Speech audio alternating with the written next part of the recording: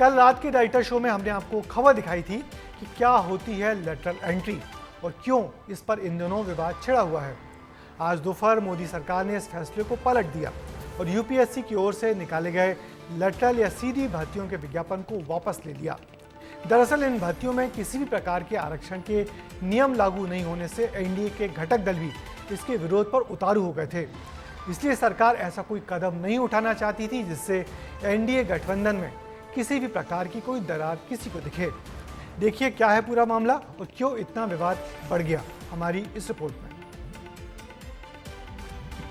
नहीं होगी यूपीएससी में सीधी भर्ती, क्यों मारी सरकार ने पलटी।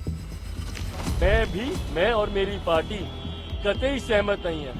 आज जिस तरीके से कुछ पदों के नियुक्तियों के लिए डायरेक्ट बहाली के लिए सीधा वहां से डिमांड्स मांगी गई है जिसमें आरक्षण का ध्यान नहीं रखा गया है, इस बात के मेरी पार्टी भी पूरी तरीके से खिलाफ है।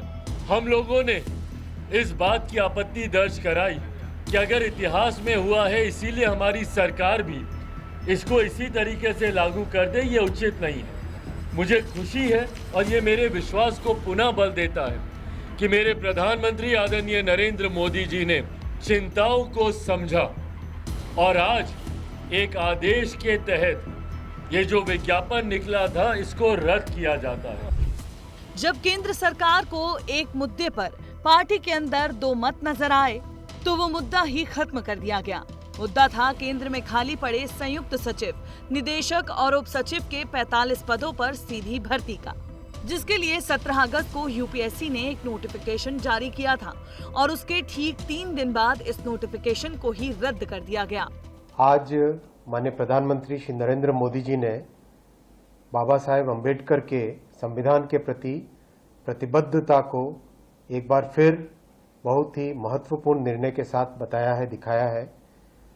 यूपीएससी में लेटरल एंट्री एक बहुत ही ट्रांसपेरेंट मेथड जो लिया था उसमें रिजर्वेशन के प्रिंसिपल्स लगे, ऐसा निर्णय लिया है।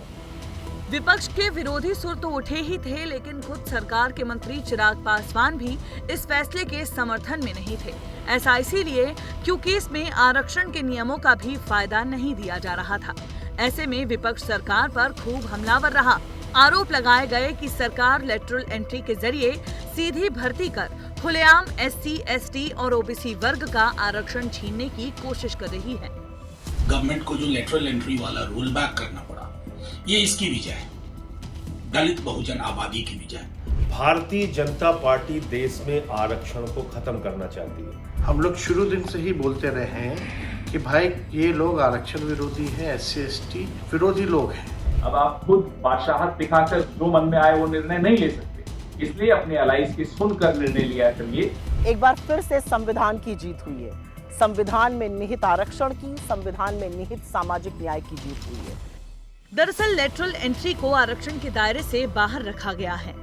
ऐसा इसीलिए क्योंकि किसी विभाग में 3 खाली पद होने पर कोई आरक्षण लागू नहीं होता है। एकल पोस्ट कैडर में आरक्षण लागू नहीं होता है। लेटरल एंट्री के तहत भरा जाने वाला प्रत्येक पद एक एकल पद है। प्रत्येक विभाग के लिए अलग से विज्ञापन दिया गया है। इन सभी को एकल पद वाली वैकेंसी ही माना जाएगा, इसीलिए इसमें आरक्षण की नीति को लागू नहीं किया गया है। विपक्षी दलों की कड़ी आलोचना के बाद केंद्रीय मंत्री अश्विनी वैष्णव ने मोर्चा संभाला और कांग्रेस को ये याद दिलाने की कोशिश की कि लेटरल एंट्री 1970 के दशक से होती आ रही है। 1971 में मनमोहन सिंह को विदेश व्यापार मंत्रालय में सलाहकार नियुक्त किया गया था। रघुराम राजन मुख्य आर्थिक सलाहकार के रूप में काम कर चुके हैं। बिमल जालन मुख्य आर्थिक सलाहकार के तौर पर काम कर चुके हैं। सैम पित्रोदा, कौशिक बसु, वी कृष्णमूर्ति, अरविंद विरमानी जैसे तमाम नाम हैं जिन्होंने कांग्रेस सरकार में लेटरल एंट्री के जरिए काम किया। इसके बचाव में कई बार कहा गया है कि पहले भी तो हुआ है, पर मैं कहना चाहता हूँ लेटरल एंट्री और लेटरल रिक्रूटमेंट में फ़र्क है। रिक्रूटमेंट का मतलब है आप भर्ती कर रहे हैं, हज़ारों से आवेदन मंगा रहे हैं, उनमें से कुछ लोगों को चुन रहे हैं। लेटरल एंट्री का मतलब होता है कि एक विशेषज्ञ को आपको ज़रूरत पड़ गई है और जानते हैं उस विशेषज्ञ को, उसको आपने एक पद के लिए ले लिया। अभी जो किया जा रहा था ठीक नहीं था उसका विरोध किया गया और मान लिया गया। बहुत अच्छी बात है, सरकार ने लचीलापन दिखाया। ऐसे में ये बात तो साफ होती है कि लेटरल एंट्री के जरिए पहले भी कई भर्तियां हुई, लेकिन इस बार मोदी सरकार को जब गठबंधन पार्टी ने आईना दिखाया और इसमें कुछ खामियों से अवगत कराया, तो फिर सरकार ने यूपीए सरकार में लाए गए प्रस्ताव से ही दूरी बनानी उचित समझी और लेटरल एंट्री में रिजर्वेशन रोस्टर का पालन हो इसकी वकालत कर डाली। आगे सरकार इस प्रस्ताव में क्या कुछ बदलाव करती है, ये देखना होगा। ब्यूरो रिपोर्ट, विस्तार न्यूज। दरअसल लेटरल एंट्री एक तरह की वैकल्पिक व्यवस्था है जिसके तहत सरकार अपनी पसंद के विशेषज्ञों को शामिल कर सरकार के कामकाज में मदद लेती है। पिछले सालों में ऐसा होता रहा है, मगर इस बार यूपीएससी से एक साथ 45 से ज़्यादा पदों पर निकली भर्तियों ने विपक्ष के नेताओं का ध्यान खींचा। तो भारी विरोध के बाद सरकार ने अब अपने कदम वापस खींच लिए हैं। अब विपक्ष इसे अपनी बड़ी जीत बता रहा है।